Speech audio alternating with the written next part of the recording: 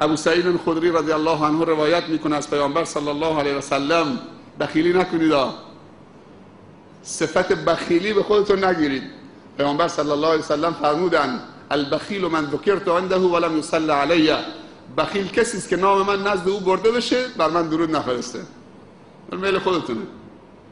مسیحی اگر که اسم عیسی مسیح برده شد، دیدید؟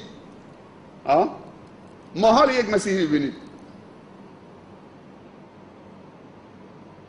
بلا فاصله صلیب و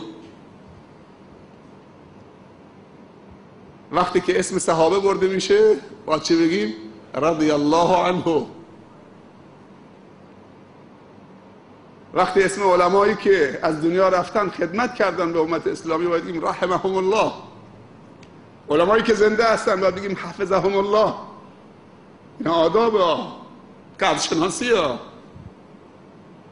غافل نشیم، دست کم نگیریم.